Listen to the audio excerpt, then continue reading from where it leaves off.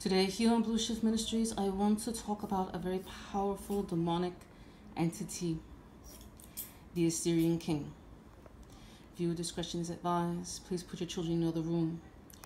This demonic entity has a very powerful influence upon merchandise. I want to go deeper into this. If you are an individual that has a collection, bottle cap collection, card collection, sneaker collection, car collection. There are some individuals out here that have a very powerful, very expensive car collection. You need to double check that you could have the Assyrian king in your bloodline. You could have his demonic entity in your bloodline. Why do I say this? The Assyrian king had a tendency to pretty much be a very powerful thief and everything, a pirate if you will, but this was before piracy. This was on the next level, and perhaps every pirate is a descent of the Assyrian king. I'll perhaps do another video on that alone later. If you're an individual and you have a bottle cap collection, if you have a sneaker collection specifically, and you do not even wear your sneakers, and you say, oh, I just like to look at them, that's the Assyrian king. If you're someone that has a car collection, very expensive cars, Rolls Royce, Lamborghini, and it's just sitting in your garage doing nothing, and you just like to look at it and gawk at it, that is the Assyrian king. If you're someone that has a collection on anything, sometimes even baseball cards.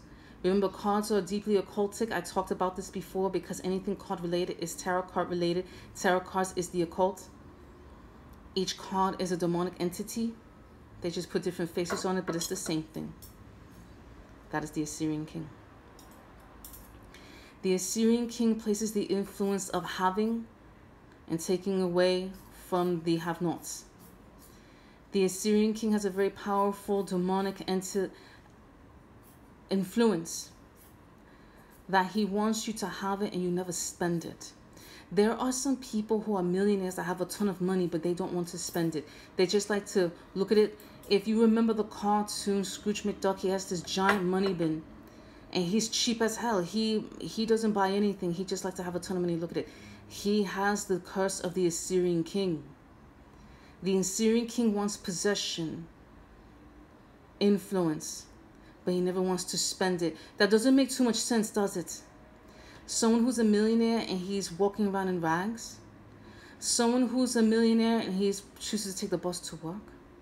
I'm not saying those things are not good. I am just saying it doesn't make too much sense that to be the ultimate cheapskate.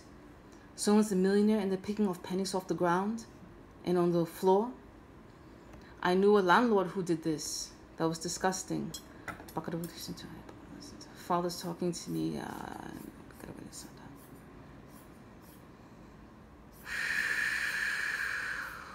Father's saying the Assyrian king is very, very powerful in the world today. It's pretty much these global leaders, such as Charles Schwab, that wants you to be happy and own nothing. That's the Assyrian king. Charles Schwab could very well be the Assyrian king incarnated.